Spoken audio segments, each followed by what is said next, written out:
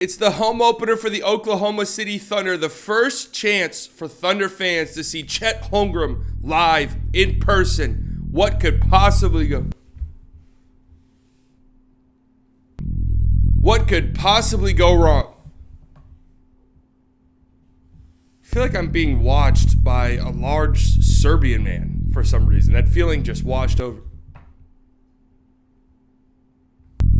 This was probably my most anticipated game of the early NBA season so far. The upstart Oklahoma City Thunder, 2-0, coming off of two impressive road wins to start their season against the Denver Nuggets, who are the Denver Nuggets. I mean, they're just absolutely unbelievable. And if you look at the final score of this game, 128-95, you might think that this was just a complete and total slaughter. That's not worth your time or attention at all. And, well, that's not actually true. I don't think this score is very representative of how this game felt when I was watching it. Of course, the main attraction of this game was the Chet Holmgren versus Nikola Jokic matchup. And it lived up to the hype early on. I have to say, both of these guys played really well the first half of this game. Chet had 17 points on 7 of 11 from the field at halftime, and Jokic had 22 points, 9 rebounds, and 9-13 from the field at halftime.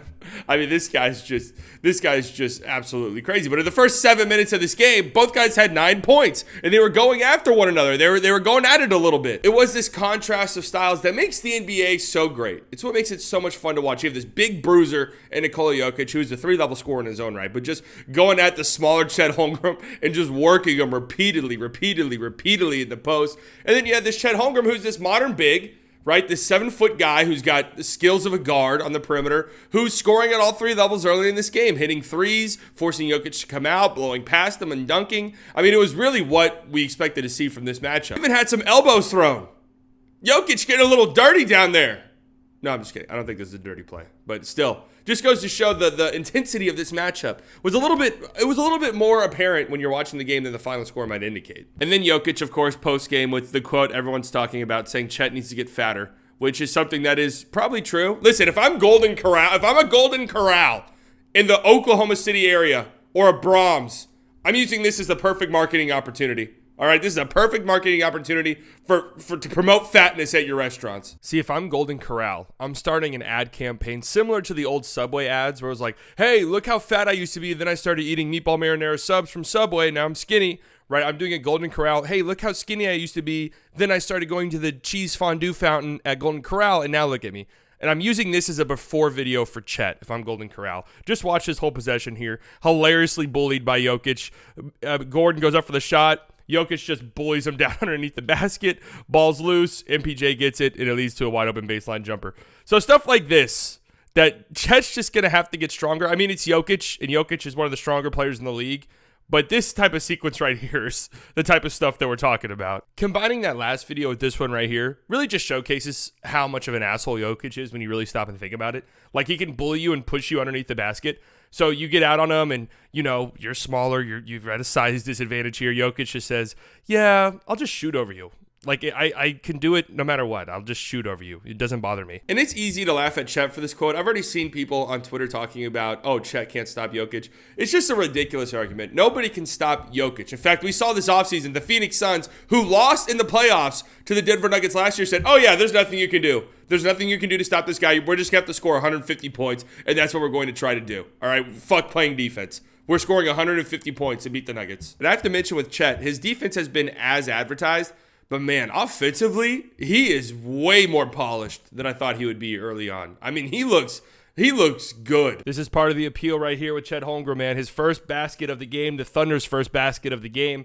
Chet comes up the floor, and then boom, shoots that three. So that's in the back of your head the entire game. We got this 7-foot guy who we know is a perimeter player, can shoot the three. Okay, that's in the back of the defense's head and in the back of Jokic's head for the remainder of the game. That leads to baskets like this later in the game where Chet gets the ball out of the three-point line. Jokic a little off balance because he knows he has to go out there and contest.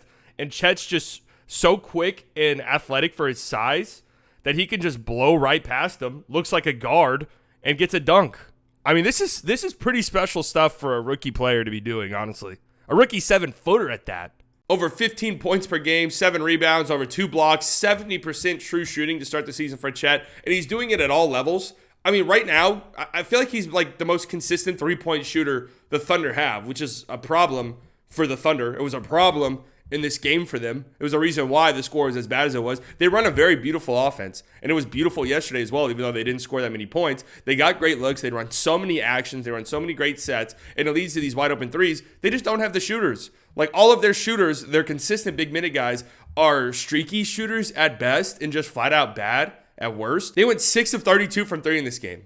19%, 6 of 32. I went back and I looked. Teams that attempted 33s or more and shot under 19% went 5 and 15 last year, which is a little bit more wins than I was anticipating, honestly. 5 and 15. Shai Gilgeous-Alexander went 2 of 16 from the field and had 9 points. That's got to be the worst game of his career. Like, it's definitely up there, especially since he has legit superstar standards now. Josh Giddey went 4 of 13 and had 9 points. Just something to monitor for this Thunder team moving forward. They were better when Josh Giddey was off of the floor a year ago. And just early on in the season, their starting 5 of SGA, J-Dub, Giddey, Lou Dort, and Chet Holmgren is a minus 16 when on the floor. That's the worst net rating for any lineups that have over 100 possessions played so far. Now, it's very early in the season, 3-game sample size. In a game where you get completely and totally blown out like this one, yeah, the stats are going to look really bad, but it's just something to monitor. It's why I've come to this conclusion that if it's true, what people are saying, that Donovan Mitchell, it's an open secret, this is his last year in Cleveland, he's going to get traded, the Thunder need to be all in on that. They do. They're going to have to use these assets at some point. Getting a consistent knockdown shooter, a lethal offensive weapon who can do everything that you need an offensive person to do, which is dribble the basketball, be a willing passer, but also just be a consistent knockdown shooter. That unlocks things for you. That does things for your offense that I just don't know if you have the personnel to do right now. And then I guess the other bad news from this game, just for like the general NBA fan, if you are a fan of a Western Conference team and your team name doesn't rhyme with the Plinver Pluggets, you're fucked. You're not a contender, buddy. You're just not. This Nuggets team, man, they're plus 14 so far.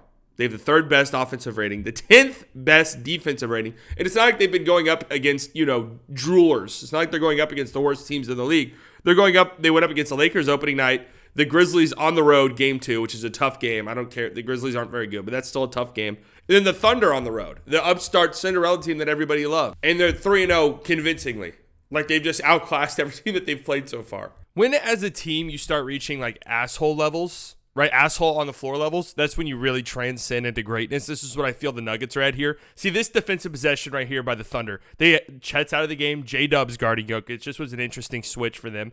And look what happens here. It's great team defense, good help, ball moving around. We're tipping passes, great closeouts, another tip pass. Oh my God, great defensive possession. This is where we start our run. Michael Porter Jr. Oh wait, I'm 7 feet tall and will just shoot over everybody on your roster. So the Thunder play a great defensive possession, and it leads to 3 points. This is the type of asshole stuff we're talking about here. Michael Porter Jr. had himself a nice game. They are 45 and 14 in his career when he scores 20 or more points. That is a 62 win pace. And then, there's a lot of talk. They lost some depth. How are they going to replace Bruce Brown? Christian Brown's looked really good so far this season. He had a great game on Sunday against the Thunder.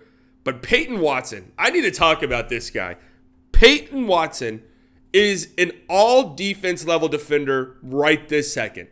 Like, he has been incredible defensively. And what I like most about him, similar to Bruce Brown, he's got that dog in him. The league really might be done, guys. They really might. The Nuggets might reach a level here. I mean, look at this defense by Peyton Watson, right? This is a depth piece for them. But if he's going to be this good defensively, I don't know how you're going to beat this team. Gets blown past a little bit, but look at the recovery here. And the shot blocking. He's gonna rack up the blocks, guys. He is a special shot blocker. I mean, just look at him. Woo! All right, Peyton Watson, show me what you got. Classic modern NBA move right here. Chet Holmgren brings the ball up. I don't want Zeke Naji, the slower player that I could probably blow past. I don't want him on me. Why don't you switch one of the better defenders in the league? Yeah, I said it. One of the better defenders in the league, Peyton Watson on me. All right, let's see how that goes. I'm dribbling. Okay, the ball's been ripped from me. Peyton Watson gets a steal. Oh, shit, here comes Christian Brown. Oh, my God, he's lobbing it up. Holy shit. He's dunking, and he's screaming in my face. This is what I'm talking about when I say he's got that dog in him. Look at that. Oh, he's locked in. He's locked and loaded. And there are some concerns about his offense, right? His shooting just looks a little bit wonky. He doesn't look that confident. But he's a very, very smart cutter. And in the Denver Nuggets system, that'll play. And he had himself, I think, 16 points in this game against the Thunder, just filling up lanes and just being at the right place at the right time. And when you have so many great passers like the Denver Nuggets have, and including probably the best passer in maybe the history of the league. I don't care about saying that at this point. Nikola Jokic, that's what's going to happen. I also want to say the Thunder broadcast team, I thought this was hilarious. Multiple times throughout this game, Jokic would have a great pass, a great play, and they'd be like, oh, wow. We probably have the 2 best passers in the NBA in this game today. They said that multiple times. And I'm thinking to myself, the 2 best passers? Who the fuck are they talking about? Oh, they're talking about Josh Giddey. And it was like this polar bear in Arlington moment. Anyways, I know it's easy to look at this score and think, oh man, the Denver Nuggets just absolutely destroyed the Thunder. And that's not really how it felt. The Thunder got some great looks in this game, just weren't able to convert. And before you know it, man, if you're not able to shoot and keep up with this Nuggets team, they're just going to run you out of the gym. Like, that's just how it goes. There are teams out there, and I won't mention the team names. I'm not trying to be mean. But like the Portland Trailblazers, who you look at the score, and it's like, oh, it's a 10-point game? Jesus, it feels like it's a 35-point game. Like, this game is over. This game, I kept looking at the score, and I was like, oh, God, it's 20? Like, it feels way closer than that. Don't be discouraged if you're a Thunder fan. Be encouraged if you're a Nuggets fan.